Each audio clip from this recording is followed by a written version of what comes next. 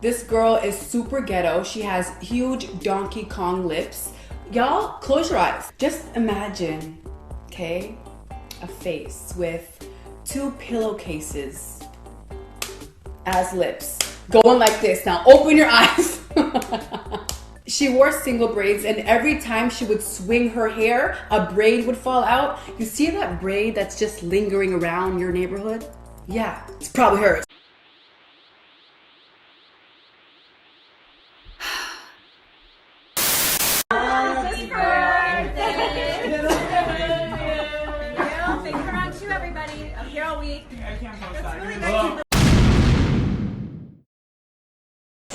What I've gotten from it is that Mohammed said they were healthy. So that's basically saying they don't have lung disease. I don't know. If you're really curious and you want to understand it, I brought you their test and I want you to take it home and read it. It was all a lie. Guys, it was all a lie. She lied. So last Wednesday on the 17th, James Charles snapped me on Snapchat. He added me back because I had snapped him a while ago, just like a fan to influencer conversation. I was excited because he's my biggest influencer-wise, and I've always looked up to him, so I was excited to get his message back. I don't have a lot of time, so I'm gonna post proof of it right now. This is the notification that I got when he Snapchatted me first. And just for further proof, he deleted the chat. I don't know what he deleted, but that's me opening his Snapchat. I went into the bathroom, and I guess he saw the bathroom light, so he started making the conversation very sexual, and it made me really uncomfortable. Hi, sisters! So after sending me that first picture of his body, explicitly, he sent me multiple after that, and I'll post them now. I was getting really uncomfortable, so I told him my age. I told him I'm 16. Meanwhile, he's 21. He's a grown man. And then he proceeds to say, oh, but I didn't even get to see meaning my body. And after telling him, like, no, like, I'm not gonna send it to you, he kept on asking for pictures and videos of body hair and me flexing and stuff. He proceeded to ask to FaceTime me, which I then said no to, and then I asked why. And this is what he said. It's sad to say that I can't even look up at my biggest influence the same again. I've heard multiple stories about him doing this to people, but you never believe it until it happens to you. So now I'm a big believer of what James Charles does to other people, and it sucks because he has so much going for him, and he does this to himself. You're a sick pervert. Yeah, well, I'm the one with the boner, so jackpot for me. You lose. You're a bastard. Well, take a hike then. Hey there. I don't think my views have changed politically since transitioning. I'm older. I've always been on the Republican side. I've always been. And right now, they have the executive branch, they got Congress, they got the Senate, and they got 2/3 of all governors in the United States. I think it's a good thing that I'm on the Republican side. I'm not a one-issue voter. And so, and obviously, I know I'm not stupid. The Republican Party does not do a good job when it comes to equality and the entire LGBT community. The Democrats are better there.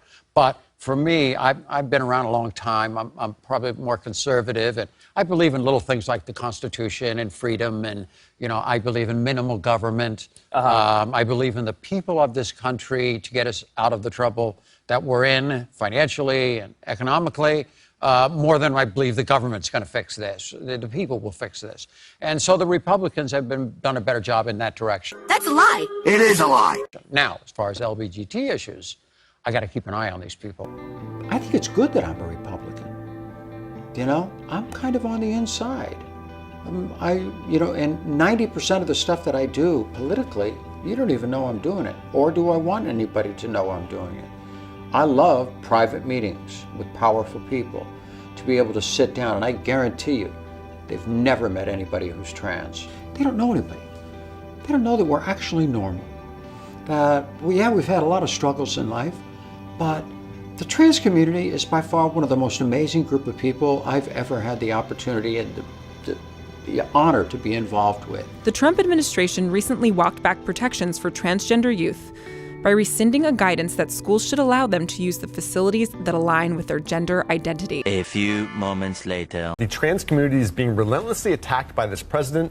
The leader of our nation has shown no regard for an already marginalized and struggling community. He has ignored our humanity. He has insulted our dignity. This is politics at its worst. It is unacceptable. It is upsetting. It has deeply personally hurt me. I got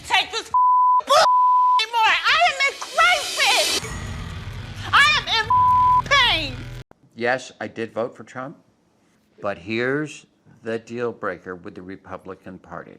And the deal breaker is, you mess with my community, I'm coming after you. Oh, what you gonna do? And that first night, Michael kind of took us on a little bit of a tour, and he said to me and my sister, you can stay in one of the guest rooms, or you can stay in here with me if you want. And my reaction was, of course, I want to stay with you. We had one more night that way that myself and my family were going to leave and go on another kind of vacation to the Grand Canyon. Mm-hmm. I was devastated to leave Michael. Michael was devastated for me to leave. He actually sobbed. So you got to stay. So I got to stay. And so it was just Michael and I in Neverland for the next week.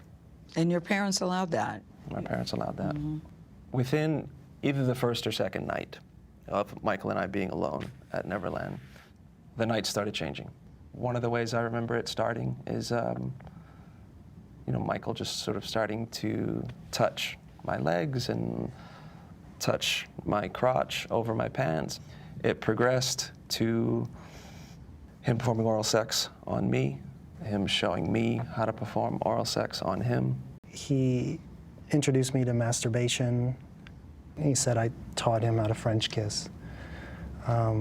And then it moves on to oral sex. And then he finally said, okay, if you love me, you sleep on the bed. I was like, oh man. And so I finally slept on the bed. But it was fun that night. With a child who is not related to him at all. That's a beautiful thing. That's not a worrying thing? Why should it be worrying? But I have slept in the bed with many children. I sleep in the bed with all of them. When Macaulay Culkin were little, Kieran Culkin would sleep on this side, Macaulay Culkin's on this side, his sister's in there. We're all just jamming the bed. Then we wake up like dawn and go in the hot air balloon. Little girl, are you alone? You need to come with me. I'll keep you safe, right, kids? Do you have a little brother? Get away from her! Come here! What did you do with Sue? I didn't touch her, I swear. I don't believe you. Please, for God's sakes, she's a girl. You sick. Michael's gone, but it doesn't change the fact that he destroyed these people and that the world still goes on loving him.